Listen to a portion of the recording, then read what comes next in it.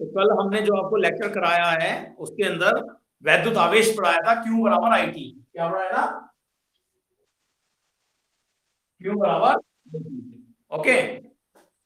और इसके बाद मैंने आपको कूलाम का नियम बताया था। कूलाम का नियम F बराबर 1/4 pi epsilon not Q1 Q2 upon R square. ठीक है ना, ये कूलाम के नियम से आया था। आज जो हम आपको पढ़ाने जा रहे हैं वो पढ़ाने जा रहे हैं वैद्युत क्षेत्र की तीव्रता। चैप्टर का टॉपिक का नाम है वैद्युत क्षेत्र की तीव्रता। देखो बच्चों, अभी तक आपने जो भी डेफिनेशन याद करी है, जैसा अगर मैं बात करूं आपसे वैद्युत क्षेत्र की तीव्रता की, अगर मैं आपसे बात करूं इंटेंसिटी ऑफ इलेक्ट्रिक फील्ड, तो ये हमने याद करी थी वैद्युत क्षेत्र की तीव्रता। अगर अभी मैं आपसे पूछूं वैद्युत क्षेत्र की तीव्रता क्या होती है, तो एकदम से अचानक दिमाग के अंदर से वो मुझे निकालनी पड़ेगी, आपको निकालनी पड़ेगी, लेकिन कुछ बच्चों को याद होगी और कुछ बच्चों को याद नहीं होगी। इसीलिए हमारे यहाँ पे अर्जुन क्लासेस में जो मैं फंडामेंटल यूज कर रहा था, उसका तरीका क्या है कि मैं कभी भी याद नहीं कराता, ठीक है ना, रटवाता मुझे समझाता हूँ। जैसे वैद्युत क्षेत्र की तीव्रता की परिभाषा बनानी मैं आपको सिखा रहा हूँ। इसे दो तरह से डिफाइन करेंगे, बस आपको इसका फार्मूला याद रखना है। ठीक है, फार्मूला क्या होता है इसका? वैद्युत क्षेत्र की तीव्रता को इनसे डिनोट करते हैं वेक्टर E बराबर vector N upon Q not. वैद्युत क्षेत्र की तीव्रता को वेक्टर इसे डिनोट करते हैं बच्चों, और ये vector F upon Q not के इक्वल होता है। वेक्टर क्या है? बल। और Q नॉट कल आपने Q पढ़ा था, Q होता है आवेश, और Q नॉट क्या होता है? परीक्षण आवेश। क्या होता है बच्चों? परीक्षण आवेश। ठीक है, तो वैद्युत क्षेत्र की तीव्रता बल और परीक्षण आवेश, इन दोनों के बीच में क्या हो रहा है? एक अनुपात आ रहा है। क्या आ रहा है बच्चों? बल और परीक्षण आवेश के बीच में क्या हो रहा है? अनुपात। अनुपात। तो अगर मैं इसकी सिंपल डेफिनेशन, जो आपको मैंने कल तरीका सिखाया था डेफिनेशन का, सिंपल डेफिनेशन क्या होगी?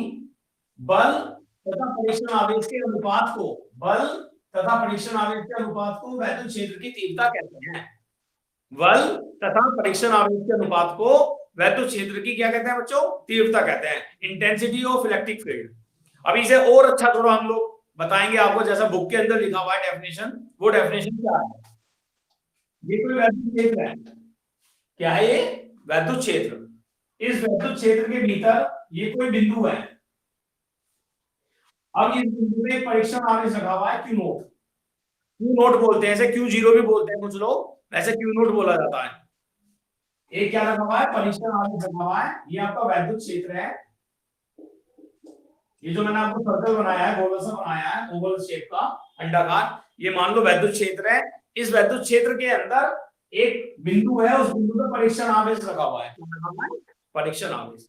अब जब वैद्युत क्षेत्र के अंदर आवेश रखा हुआ है तो उस पर एक बल लगेगा। उस पर क्या लगेगा बच्चों? एक बल लगेगा। क्या लगेगा? ठीक है, अब परिभाषा देखो कितनी आसान। वैद्युत क्षेत्र के भीतर, वैद्युत क्षेत्र के भीतर किसी बिंदु पर रखे परीक्षण आवेश, किसी बिंदु पर रखे परीक्षण आवेश पर लगने वाले बल, पर लगने वाले बल तथा परीक्षण आवेश के अनुपात को वैद्युत क्षेत्र की तीव्रता कहते हैं। तो भाई वैद्युत क्षेत्र में किसी बिंदु पर रखे परीक्षण आवेश पर लगने वाले बल तथा उस परीक्षण आवेश के अनुपात को वैद्युत क्षेत्र की तीव्रता कहते हैं। E बराबर होता है F अपॉन Q नोट। पहला तरीका परिभाषा बनाने का। दूसरा तरीका, नीचे वाले को एक मान लो, कल बताया था मैंने आपको, अगर अगर Q नोट एकांक हो जाए, क्या हो जाए? तब क्या होगा? तब E बराबर होगा,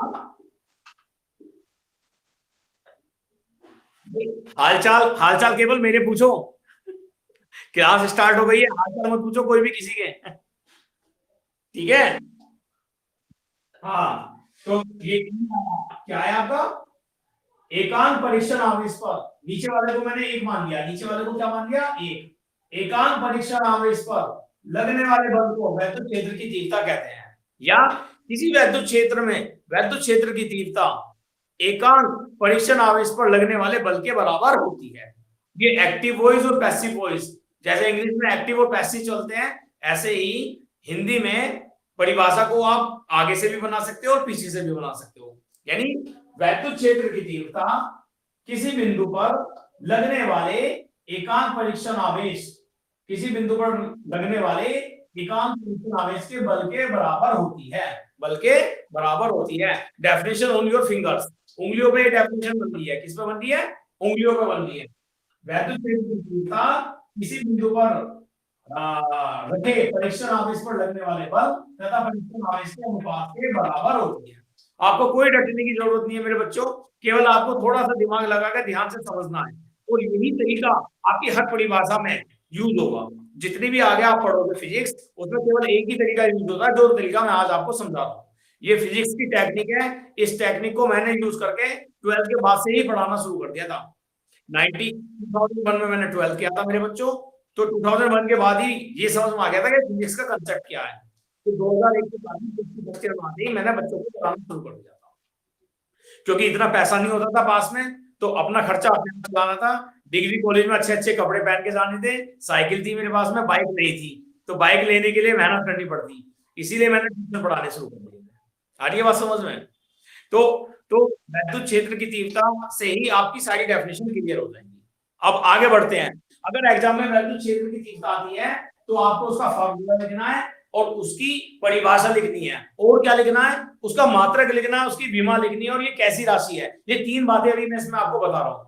अब देखो, वैद्युत क्षेत्र की तीव्रता किससे बनी है? एफ से बनी है और क्यू नोट से बनी है। एफ होता है बल, क्यू नोट होता है आवेश। तो इसका मात्रक हो गया, बल का मात्रक क्या होता है? कल बताया था आपको, न्यूटन। आवेश का क्या होता है? Very good. तो इसका मात्रक हो गया न्यूटन पर कूलम। मात्रक हो गया इसका न्यूटन पर कूलम। ओके, ठीक है, ठीक है। अब इसकी विमा की बात करते हैं, इसकी बात करते हैं, विमा की बात करते हैं। कल कल किसने बताया था बल की क्या विमा होती है? बल की विमा बताओ। Very good, ml t minus 2। Very good, ml t minus 2। बहुत बढ़िया, बहुत बढ़िया, मजा आ गया। ml t minus 2।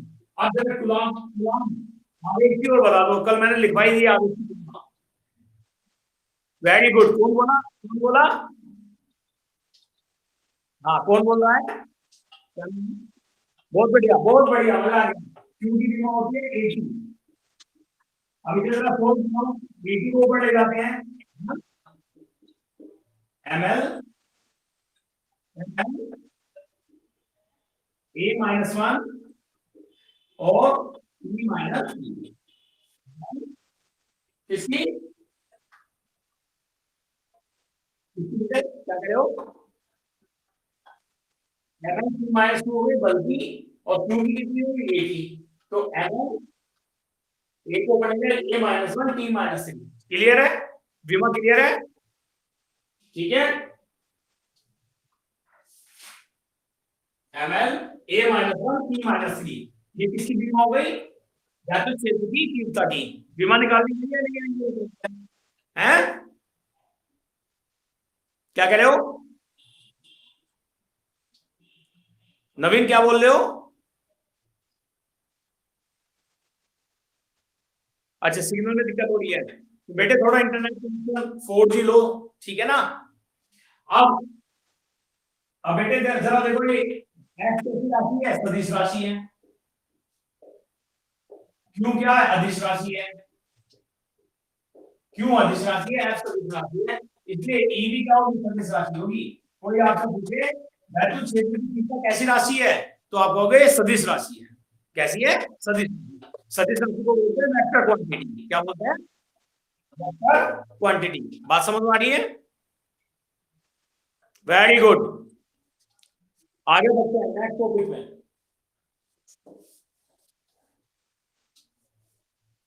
बहुत बढ़िया। किसी बिंदु आवेश के कारण, किसी बिंदु आवेश के कारण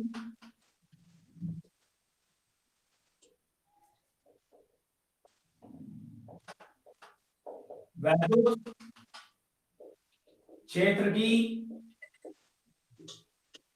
वैद्युत क्षेत्र की तीव्रता, वेरी गुड, तीव्रता बिंदु आवेश के कारण वैद्युत क्षेत्र की तीव्रता, किसके कारण? बिंदु आवेश के कारण वैद्युत क्षेत्र की तीव्रता। मान लो ये कोई बिंदु आवेश है प्लस क्यू, क्या है? Plus Q. इससे आर दूरी पर एक बिंदु पी है, आवेश रखा हुआ है क्यू नोट। क्या रखा हुआ है बच्चों? Q note.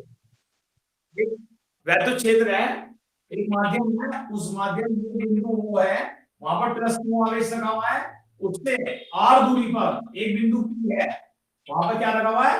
क्यू नोट रखा हुआ है। क्या रखा हुआ है? Q note. तो यहाँ बिंदु पी पर हमें वैद्युत क्षेत्र की तीव्रता निकालनी है, वैद्युत क्षेत्र की तीव्रता निकालनी है। ठीक है, तो अभी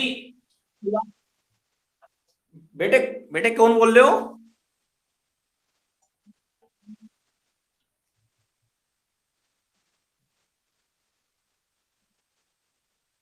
हाँ, नेटवर्क नेटवर्क अपना रिफ्रेश कर लो, एक बार दोबारा से आ जाना, ज्वाइन कर लेना दोबारा से।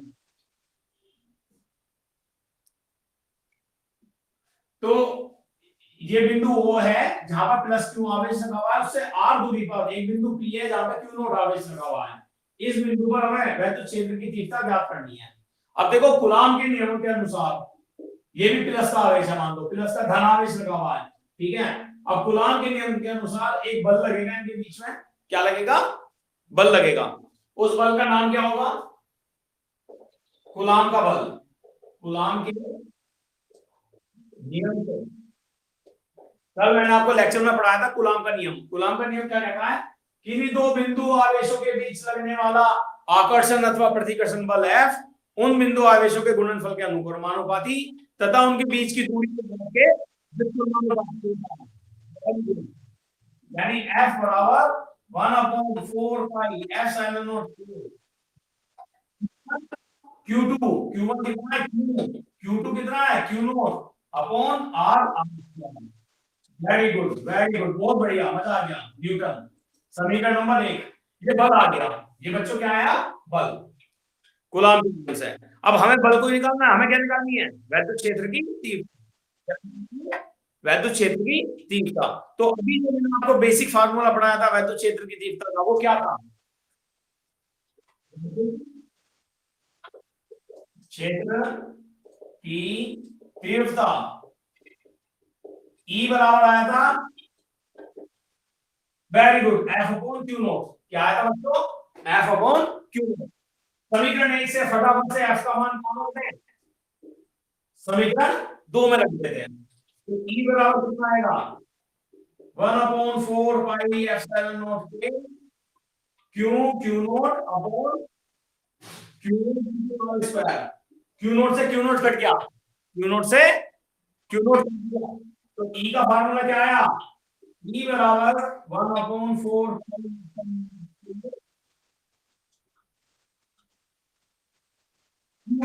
r square newton per coulomb. ये लिखना मत भूलना, न्यूटन पर कूलम। ये E का फार्मूला आ गया बच्चों। बिंदु आवेश के कारण, इसके कारण बिंदु आवेश के कारण वैद्युत क्षेत्र की तीव्रता। अब ये जो फार्मूला आया है मेरे बच्चों, E बराबर 1/4 पाई एप्सिलॉन नॉट के क्यू अपॉन आर स्क्वायर, ये माध्यम के लिए है। ये किसके लिए है? माध्यम के लिए। हाँ, निर्वात के लिए क्या करेंगे हम, बताओ? निर्वात के लिए इस फार्मूले में के दिखाई दे रहा है आपको? के का मान निर्वात के लिए कितना होता है? 1। तो 1 रख दो फटाफट से। तो ई वायु या निर्वात बराबर आ जाएगा 1/4 pi epsilon naught q upon r square. यानी ई बराबर 9 × 10⁻⁹ q upon r square newton per coulomb. Newton per coulomb. बात समझ में आ रही है? बात समझ में आ रही है? ये वाला दोबारा समझा देता हूं। एक बिंदु है, बिंदु O पर आवेश रखा हुआ है, उससे आर दूरी पर एक बिंदु पी है जहां पर क्यू नॉट आवेश रखा हुआ है, परीक्षण आवेश, धन परीक्षण आवेश। एक, अब क्लियर है? तो बिंदु ओ है, बिंदु ओ से आर दूरी पर एक बिंदु पी है जहां पर धन परीक्षण आवेश रखा हुआ है क्यू नॉट। ठीक है, यहां पर हमें वैद्युत क्षेत्र की तीव्रता निकालनी है। तो पहले इनके बीच में जो बल होगा, बल का मान कितना होगा? F बराबर 1/4 पाई एप्सिलॉन नॉट के q naught upon r square. हम जानते हैं वैद्युत क्षेत्र की तीव्रता का फार्मूला, अभी 2 मिनट पहले पढ़ाया था। E बराबर F अपॉन क्यू नॉट। समीकरण 2 में समीकरण 1 का जब हम मान लगेंगे तो क्यू नॉट से क्यू नॉट कट जाएगा बच्चों। E बराबर 1/4 पाई एप्सिलॉन नॉट के क्यू अपॉन आर स्क्वायर। ये वाला फार्मूला माध्यम के लिए है। किसके लिए है? माध्यम के लिए है। अगर बिंदु आवेश किसी माध्यम में रखा हुआ है, जैसे कांच, तेल, कागज, किसी माध्यम में रखा हुआ है, अगर आपको वायु के लिए चाहिए तो वायु में के बराबर, निर्वात के लिए के बराबर कितना होता है? 1 होता है। के बराबर 1, माध्यम का परावैद्युतांक 1 हो जाएगा, के की वैल्यू 1 हो जाएगी। तो E बराबर 1/4 pi epsilon naught q upon r square. तो 1/4 पाई एप्सिलॉन नॉट की वैल्यू कितनी होती है बच्चों? 9 × 10⁹ 9 × 10⁹ क्यू अपॉन आर स्क्वायर। तो ये जो टॉपिक था, किसी बिंदु आवेश के कारण वैद्युत क्षेत्र की तीव्रता का टॉपिक था। ठीक है, नेक्स्ट टॉपिक पे चलते हैं।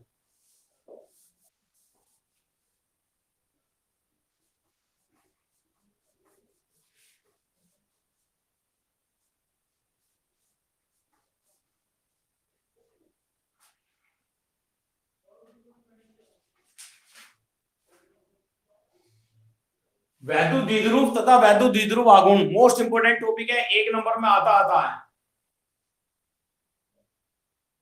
वैद्युत द्विध्रुव और वैद्युत द्विध्रुव आघूर्ण। बच्चों टॉपिक का नाम है वैद्युत द्विध्रुव तथा वैद्युत द्विध्रुव आघूर्ण। ठीक है, ये समझो अभी टॉपिक क्या है। यह एक ऐसा निकाय है, इसकी परिभाषा क्या है? यह एक ऐसा निकाय है जिसमें दो बराबर, देखो मैं डायग्राम बना रहा हूं और थ्योरी बोल रहा हूं, ये थ्योरी ही आपको लिखनी है, यही परिभाषा है ना? डायग्राम ही, अगर आपने डायग्राम समझ लिया तो आपको परिभाषा याद करने की जरूरत नहीं है, बहुत ही आसान हो जाएगा आपके लिए। समझो जरा ध्यान से, यह एक ऐसा निकाय है, इसे निकाय बोलेंगे। यह एक ऐसा निकाय है जिसमें दो बराबर, देखो Q और Q लिया मैंने, जिसमें Q1 Q2 नहीं लिया मैंने, Q1 Q2 नहीं लिया ना, Q2 Q3 लिया मैंने, Q और Q लिया है। यह एक ऐसा निकाय है जिसमें दो बराबर परंतु विपरीत आवेश, विपरीत आवेश का मतलब विजातीय है, जो कल मैंने आपको पढ़ाया था, विभिन्न जाति के, विजातीय जिसे बोलते हैं। यह एक ऐसा निकाय है जिसमें दो बराबर परंतु विपरीत आवेश एक दूसरे से अल्प दूरी पर स्थित होते हैं, एक दूसरे से अल्प दूरी पर स्थित होते हैं। यह एक ऐसा निकाय है, जैसे ये डेस्टर देख रहे हो, इस तरह का ये निकाय होता है जिसमें दो बराबर आवेश होते हैं, एक आवेश यहाँ पे रखा हुआ है, दूसरा यहाँ रखा हुआ है, परंतु विपरीत है, एक माइनस का है और एक प्लस का है। इनके बीच की दूरी एक दूसरे से अल्प दूरी पर स्थित होते हैं। अल्प दूरी को यहाँ पर सिंप्लीफिकेशन के लिए 2l माना गया है। क्या माना गया बच्चों? 2l माना गया है। यानी इस निकाय का मध्य बिंदु कितना होगा? O होगा। तो ये दूरी L होगी और ये वाली दूरी भी L होगी, दोनों को मिलाकर क्या बनेगा? 2l बनेगा। ठीक है ना? इस निकाय को वैद्युत द्विध्रुव बोलते हैं। इस निकाय को क्या बोलते हैं? वैद्युत द्विध्रुव बोलते हैं। वैद्युत द्विध्रुव आघूर्ण नहीं बोलते, वैद्युत द्विध्रुव बोलते हैं। अभी मैंने केवल आपको क्या पढ़ाया? वैद्युत द्विध्रुव।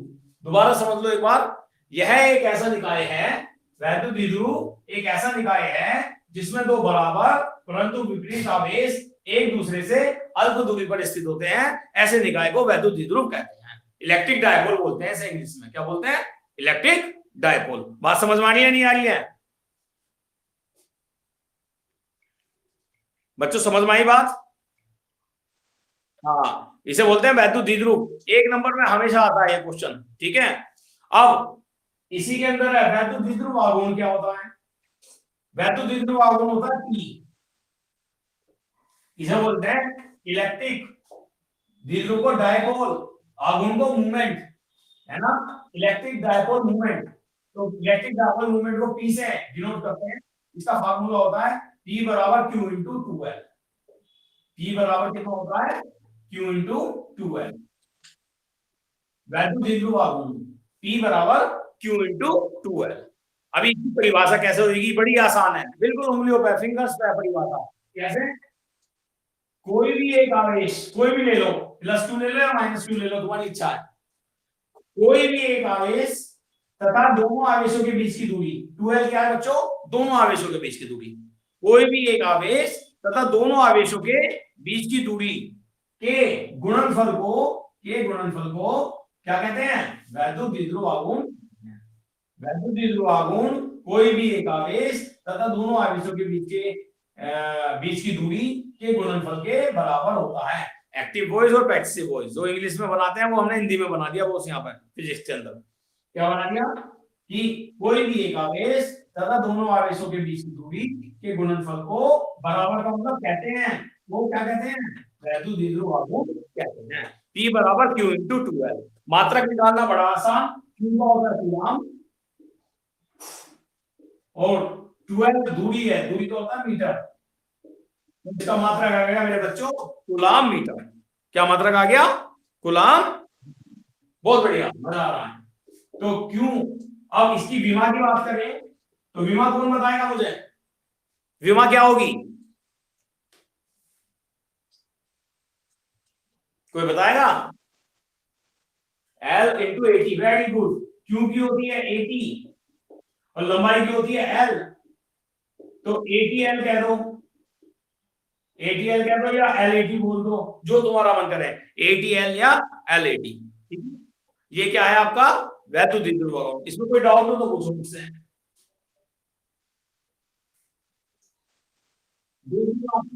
वैद्युत द्विध्रुव आघूर्ण की दिशा होती है दिशा, तो ये एक सदिश राशि है। कोई आपसे पूछे वैद्युत द्विध्रुव आघूर्ण कैसी राशि है, तो आप बोलोगे यह एक सदिश राशि है। कैसी राशि है बच्चों? हाँ, सदिश राशि है। वैद्युत द्विध्रुव आघूर्ण एक सदिश राशि है। तो कुछ अगर इसमें से आपको कॉपी करना है तो कर सकते हो।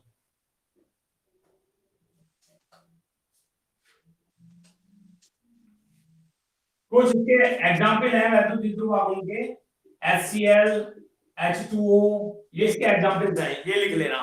कई बार एग्जाम में आ जाता है वैद्युत द्विध्रुव आघूर्ण के एग्जाम्पल्स बताओ, तो HCl और H2O ये सब इसके क्या है? एग्जाम्पल है।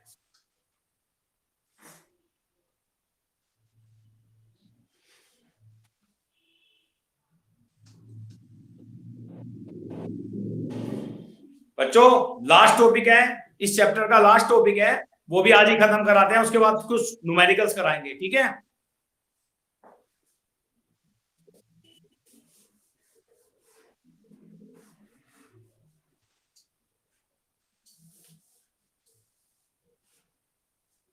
नेक्स्ट टॉपिक है एक समान बाह्य वैद्युत क्षेत्र में रखे एक समान, मोस्ट इंपोर्टेंट है, बाह्य वैद्युत क्षेत्र में रखे एक समान। बच्चों आप लोग म्यूट कर लो अपने आप को, आप लोग अपने आप को म्यूट कर लो, क्योंकि आपको मेरी आवाज सुननी है, मुझे आपकी जब सुननी है तो आप मुझे आंसर जब करोगे तो अनम्यूट कर लेना। आप लोग म्यूट रखो, क्योंकि सब लोगों के घरों की आवाज आती है, बैकग्राउंड की आवाज बहुत ज्यादा आती है मुझे। एक समान बाह्य वैद्युत क्षेत्र में रखे लगने वाले वैद्युत द्विध्रुव पर लगने वाले बल युग्म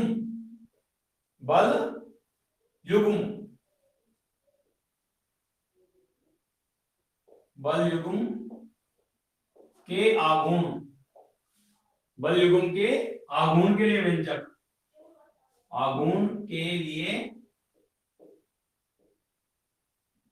व्यंजक, लिए कैसे लिखते हैं? लिए व्यंजक। ठीक है, क्या टॉपिक है? टॉपिक कह रहा है एक समान बाह्य वैद्युत क्षेत्र में रखे एक समान बाह्य वैद्युत क्षेत्र, ये जो लाइन दिखा रहा हूं मैं, ये एक समान बाह्य वैद्युत क्षेत्र है बच्चों, एक समान बाह्य वैद्युत क्षेत्र में रखे क्या रखा हुआ है, इसमें एक वैद्युत द्विध्रुव रखा हुआ है। क्या रखा हुआ है? वैद्युत द्विध्रुव। मान लो वो थीटा डिग्री पे रखा हुआ है। किस पे रखा हुआ है? एंगल कितना है? थीटा है। इसकी लंबाई कितनी है? 2l है।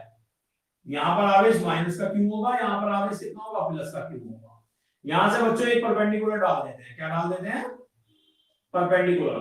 लंबिक दूरी, इसे बोलते हैं लंबिक दूरी। अब ये थीटा है, ये 2l है। कर्ण, ये कर्ण है, ये लंब है, ये थीटा है। मुझे लंब निकालना है। क्या निकालना है? लंब। तो लंब कैसे निकलेगा? ये कैसे निकलेगा? मान लो ये b है ना, तो मुझे OB निकालना है, ये निकालना है, लंब निकालना है। ये दूरी 2l है, ये थीटा है। तो साइन थीटा बराबर क्या होता है? लंब बटे कर्ण। साइन थीटा कितना होता है बच्चों? लंब बटे कर्ण। तो लंब कितना है निकालना है? OB। कर्ण कितना है? 2l। ये साइन थीटा, तो मल्टीप्लाई कर देंगे तो ये जो आ जाएगी दूरी 2l साइन थीटा आ जाएगी। कितनी आ जाएगी बच्चों? 2l sine theta. आ रही है बात समझ में? भाई अगर आपने डायग्राम समझ लिया, समझो बात को ध्यान से, अगर आपने ये डायग्राम समझ लिया तो ये डेरिवेशन हो गया। अगर डायग्राम नहीं समझा तो डेरिवेशन नहीं होगा। तो आपको पहले डायग्राम समझना है, और इस डायग्राम के अंदर ही सारी थ्योरी है। जो एक डेरिवेशन के अंदर, जो एक कहने का मतलब पूरा व्यंजक निकालने के अंदर आपको थ्योरी लिखनी होती है, ये यहाँ पर है, ये यहाँ पर है, ये ऐसा है, ये वैसा है, इसमें ये रखा हुआ है, वो सब डायग्राम के अंदर होता है बच्चों। तो आपको डायग्राम बहुत अच्छे से समझना है। डायग्राम समझ लो। डायग्राम पे ये लाइट का फोकस तो नहीं पड़ रहा, जरा बताओ मुझे।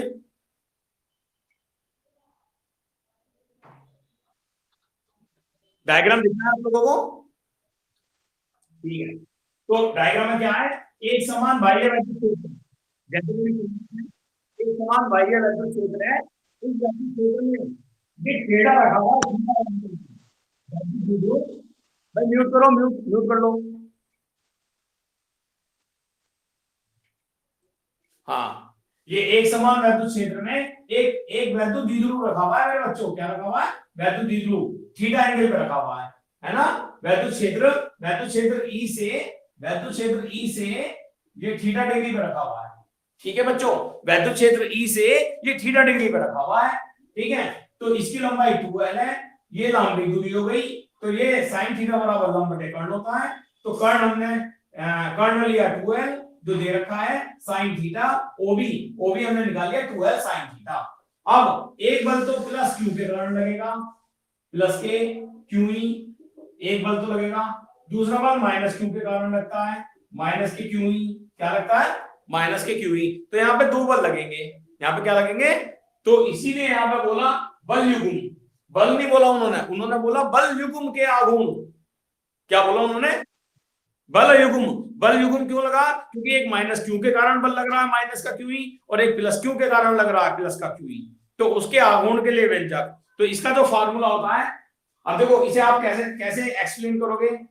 माना एक समान वैद्युत क्षेत्र ई है जिसमें एक वैद्युत द्विध्रुव, ये जो मैं बोल रहा हूं ये तुम्हें लिखना है एग्जाम के अंदर, याद कर लो इसे, है ना।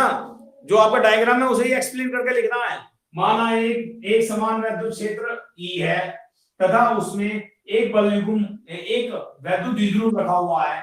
ठीक है ना, वैद्युत द्विध्रुव थीटा कोण पर रखा हुआ है। किस पर रखा हुआ है? थीटा कोण पर रखा हुआ है। अतः वैद्युत द्विध्रुव की जो लंबिक दूरी होगी वैद्युत क्षेत्र में, लंबिक दूरी, क्योंकि वैद्युत क्षेत्र कितना है, तो वैद्युत क्षेत्र में लंबिक दूरी कितनी होगी? 2l sin थीटा होगी। कितनी होगी? 2l sin थीटा होगी। अब हमें इसके लिए क्या निकालना है? व्यंजक निकालना है। हमें इसके लिए क्या निकालना है? व्यंजक। तो इसका फार्मूला बच्चों बड़ा आसान, टो बराबर होता है बल युग्म का आघूर्ण। टो बराबर बल युग्म का आघूर्ण, बल युग्म का आघूर्ण, जिसे आप बल आघूर्ण भी बोलते हो शॉर्ट में, बल आघूर्ण भी बोलते हो आप लोग शॉर्ट में। बल युग्म का आघूर्ण होता है टाउ, टाउ से डिनोट करते हैं टाउ। टाउ बराबर बल गुणा लंबिक दूरी। बच्चों डेरिवेशन हो गया, खत्म हो गया डेरिवेशन, एक फार्मूले से पूरा डेरिवेशन हो गया। टो बराबर बल गुणा लंबिक दूरी। टो बराबर कोई भी एक बल ले लो, बल ले लेते हैं हम क्यूई, एक बल ले लिया हमने क्यूई, क्यूई गुना लांबिक दूरी कितनी है, लांबिक दूरी हमने निकाली 12 sin थीटा, लांबिक दूरी कितनी है 12 sin थीटा। बात समझ में आ रही है?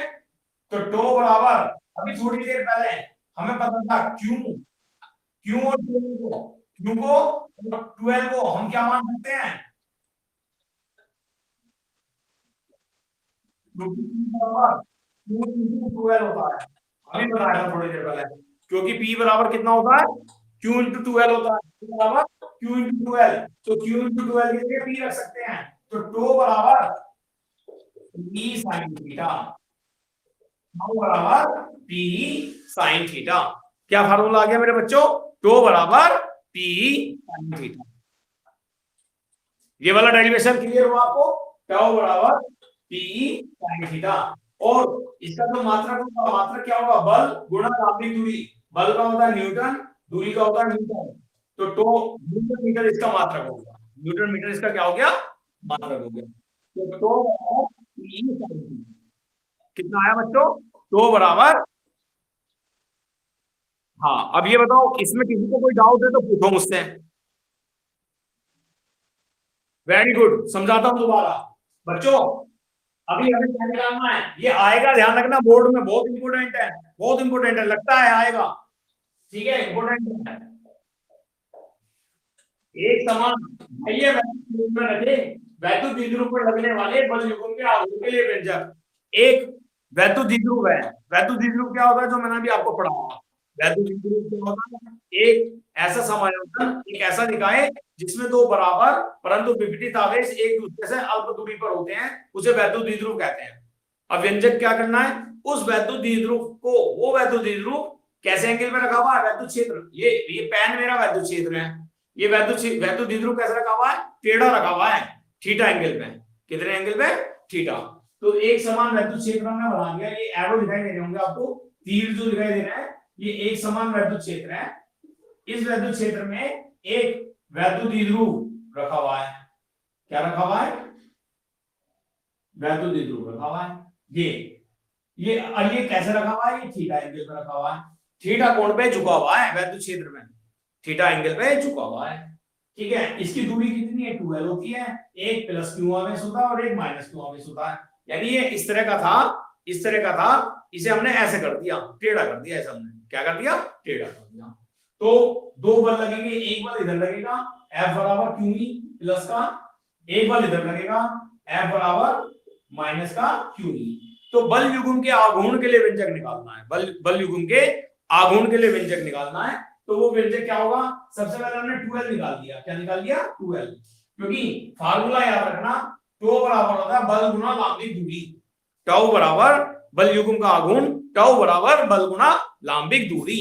अब लांबिक दूरी कितनी होगी आपकी, लांबिक दूरी आपको निकालनी है, वो होगी आपकी 12 sin थीटा। ये किस फार्मूले से निकली है, ये निकाल लिया हमने sin थीटा, sin थीटा बराबर लंब बटे कर्ण, है ना, लाल बटे कक्का आपने पढ़ा होगा ट्रिग्नोमेट्री के अंदर, sin थीटा बराबर लंब बटे कर्ण, तो लंब हमें निकालना था, ओबी कर्ण हमारा है 12, तो 12 की मल्टीप्लाई करके 12 sin थीटा आ गया, ओबी कितना आ गया मेरे बच्चों, लांबिक दूरी, ओबी का मतलब लांबिक दूरी, लांबिक दूरी कितनी आ गई मेरे प्यारे बच्चों, लांबिक दूरी आ गई 12 sin थीटा, कितनी आ गई 12 sin थीटा। तो बल युग्म का आघूर्ण टाउ बराबर होता है बल गुना लांबिक दूरी, क्या होता है, बल गुना लांबिक दूरी, कोई भी बल ले लो, F बराबर क्यू, बल तो ले लिया हमने क्यू, बल की वैल्यू कितनी आ गई क्यू, कितनी आ गई मेरे बच्चों क्यू, लांबिक दूरी कितनी है 12 sin थीटा, कितनी है 12 sin थीटा। अब q into 12, देखो q को उठाया और 12 को उठाया तो p बनाया, q को उठाया और 12 को उठाया तो p बनाया, ये थोड़ी देर पहले आपको बताया था। p क्या होता है, वैद्युत द्विध्रुव आघूर्ण होता है, क्या होता है, वैद्युत द्विध्रुव आघूर्ण, तो ये p आ गया, टाउ बराबर p sin थीटा, टाउ बराबर p sin थीटा। कमाल की बात ये है, p भी सदिश राशि है और e भी सदिश राशि है, p भी सदिश राशि है और e भी क्या है, सदिश राशि है, तो इसका, हाँ बेटे,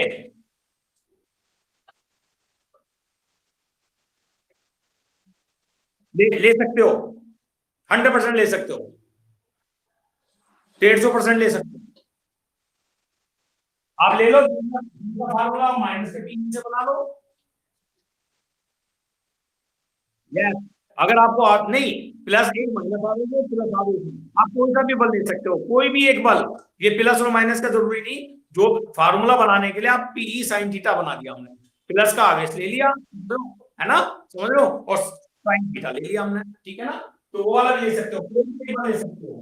तो बल गुना दूरी क्या आ गया, बल गुना लंबी दूरी, तो टो बराबर हो गया ई साइन थीटा, क्या आया, हाँ बेटा,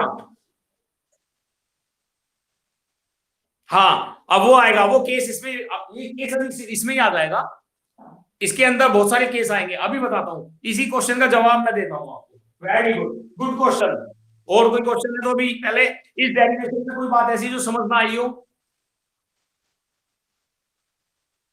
देखो बल, बल का क्या होता है, न्यूटन, दूरी का क्या होता है, मीटर, तो वहां पे newton metre, clear, okay, very good, अब फार्मूला, पूरा एक फार्मूला लिखता हूं, इन्हें हटाकर मैं, अब जरा ध्यान से लिखो, टाउ बराबर पीई साइन थीटा आ गया, क्या आ गया, टाउ बराबर पीई साइन थीटा, कितना आया बच्चों, अब यहां पे मैं, यहां पे आपसे दो केस क्लियर डिस्कस करूंगा, दो क्या मैं तीन कर लूंगा, तीन क्या मैं चार केस कर लूंगा, ठीक है ना, अगर आपका कंसेप्ट क्लियर है तो 10 केस भी यहां पे फाइनल कर देंगे। पहला केस, अगर केस फर्स्ट, अगर वैद्युत द्विध्रुव वैद्युत क्षेत्र के समांतर रखा हुआ है, किसका क्वेश्चन था ये,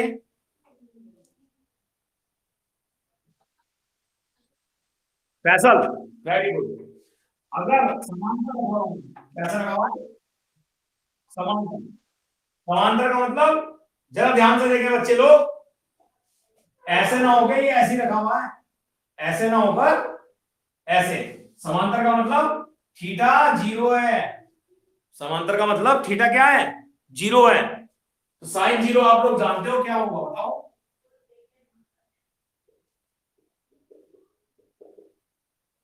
तो तो बराबर T sine zero, sine zero कितना होता है,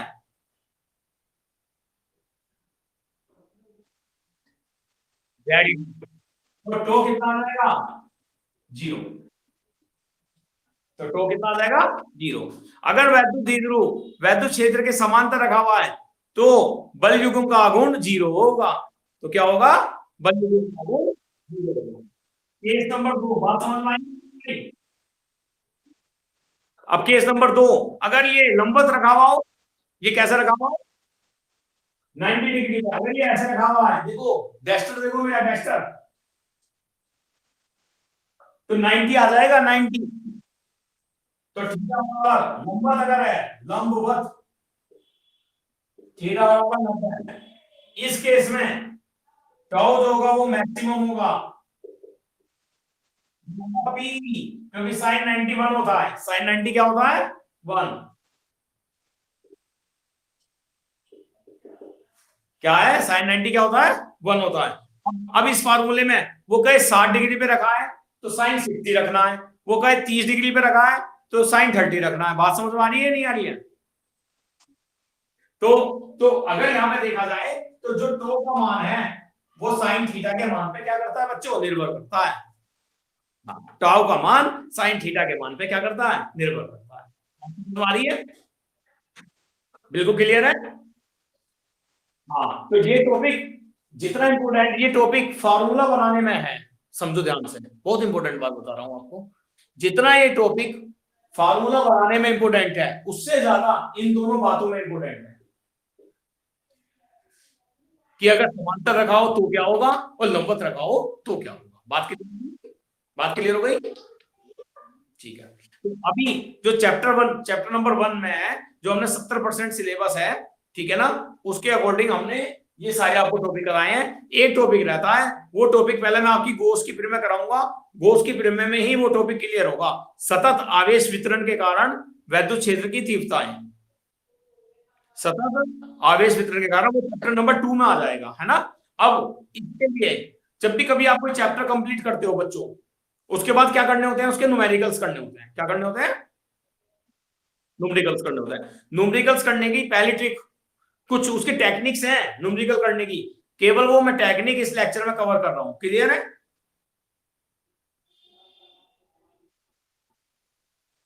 देखिए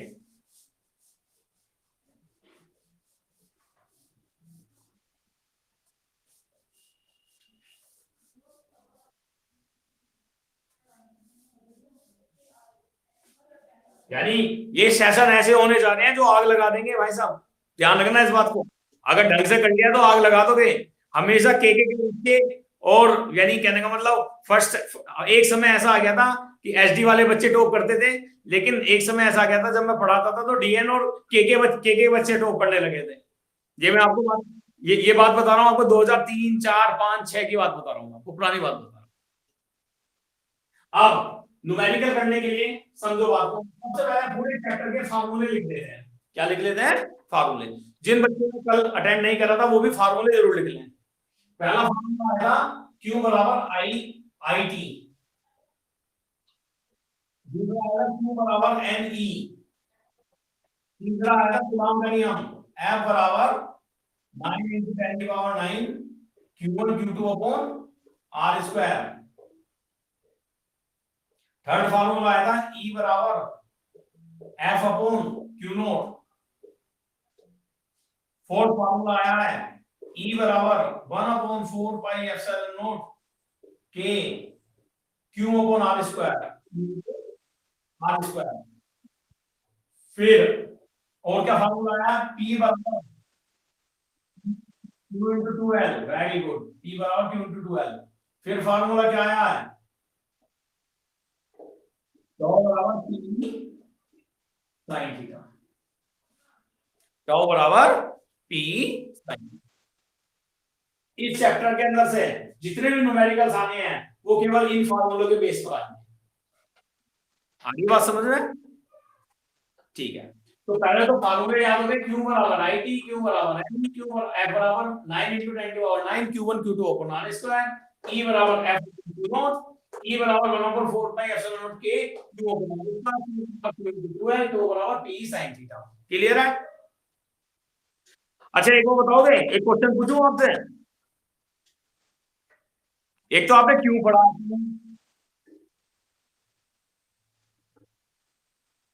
भाई म्यूट, म्यूट कर लो, म्यूट, म्यूट कर लो, म्यूट।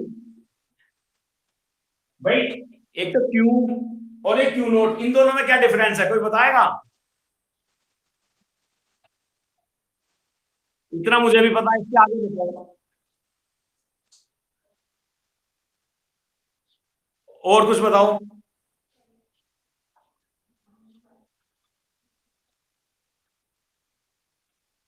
देखो जो, और कुछ बताइए। नहीं नहीं नहीं नहीं, परीक्षण आवेश एक काल्पनिक आवेश है। काल्पनिक, काल्पनिक, जो होता नहीं है, लिया गया है।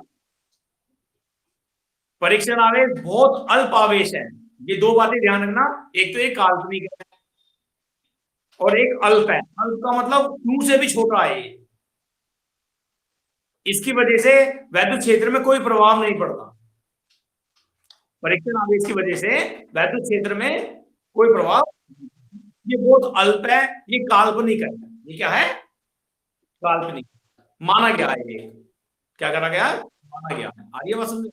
हाँ, मेन आवेश क्यों होता है? क्यू बराबर आई टी और क्यू बराबर एन ई। क्लियर है? चलो ये बात जल्दी से कोई नहीं बताएगा इसलिए मैंने बता दी। अब सेकंड बात, जब भी कोई न्यूमेरिकल आएगा, जब भी कोई न्यूमेरिकल आएगा मेरे बच्चों, तो आपको सबसे पहले जो भी उस न्यूमेरिकल में दिया हुआ है वो लिखना है। सबसे पहले आपको क्या दिया हुआ है? दिया है, दिया है करके लिखना है आपको। क्या लिखना है? दिया है। अब जैसे एक एग्जांपल ले लेता हूं, एक एग्जांपल ले लेता हूं मैं, ठीक है। मान लो क्वेश्चन में दिया है इलेक्ट्रॉनों की संख्या, इलेक्ट्रॉनों की संख्या दे रखी है 10 की पावर 18। कितनी दे रखी है? 10 की पावर 18। तो इसे लिख लो। वो पूछ रहा है आवेश बताइए, क्या बताइए?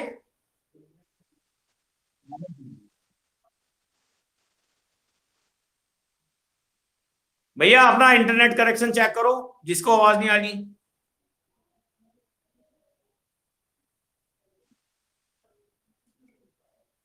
तो इस केस में आवेश Q बराबर IT लगाएंगे, लेकिन ये तो सिंपल क्वेश्चन हो गया, ठीक है ना।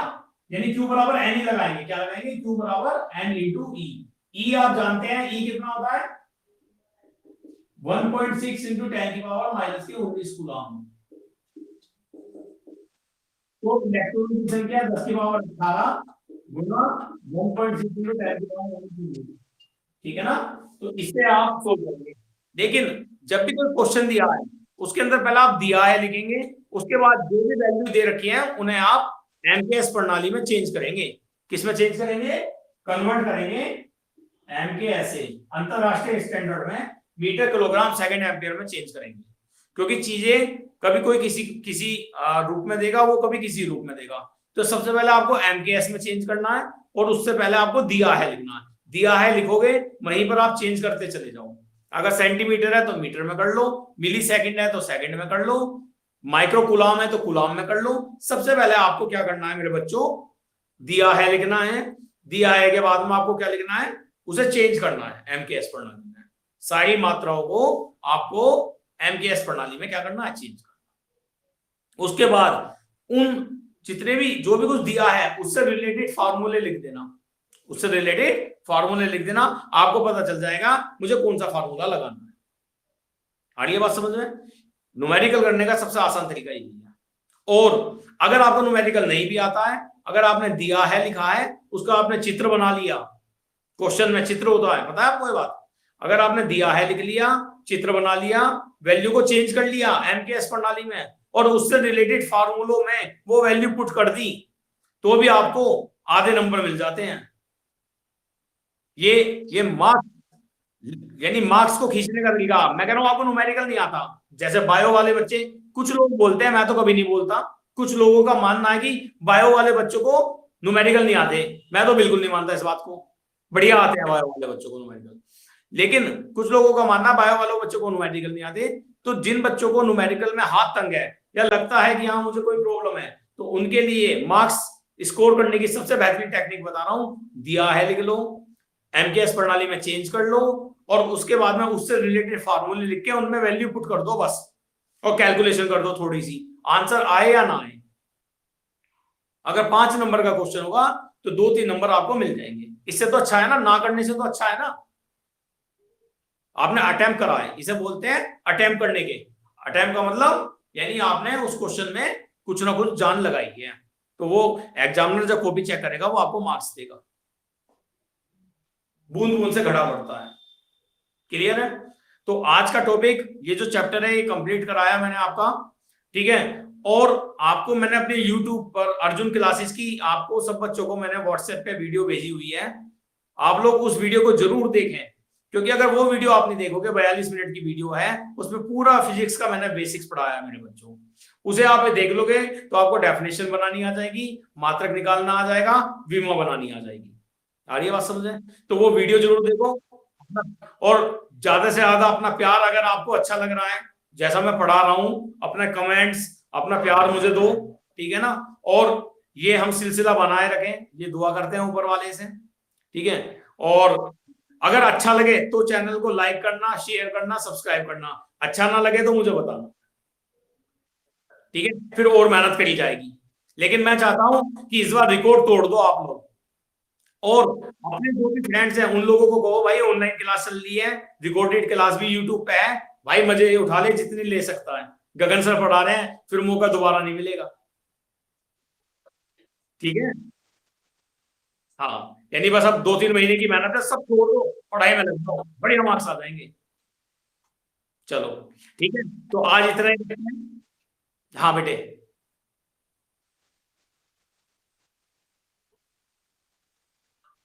हाँ बिल्कुल करा देंगे। अभी जैसे जैसे मैं अभी ये क्वेश्चन बोलता हूँ ना, 1 नंबर में मैंने बोला था ये इसमें 1 मार्क्स का आएगा, है ना। तो ये बीच बीच में कम हो रहे हैं, ठीक है ना। उसके लिए वैसे मेरे पास एक नोट है, वो मैं आपको यानी कहने का मतलब मैं देखूंगा क्या प्रोसीजर बनता है उनका, है ना।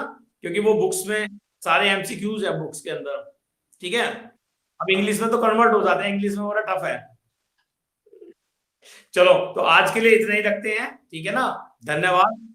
और आप लोग मेहनत करो, खूब आगे बढ़ो, मेरी यही शुभकामनाएं और आशीर्वाद। कल मिलेंगे 8 बजे दोबारा रात को। Good night, all the best, Tata.